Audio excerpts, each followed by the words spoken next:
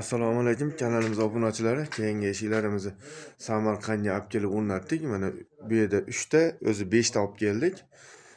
Bu yerda 3 ta turibdi. 2 qanotli mokri eshik romlarimiz Hatay Pasonda. Ko'rib turibsizlar, juda ham chiroyli chiqdi, xudo xolasa.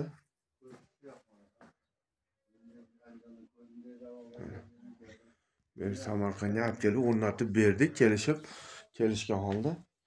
Bu yerda 3 ta, mana bu tomonda yana 2 ta eshigimiz bor.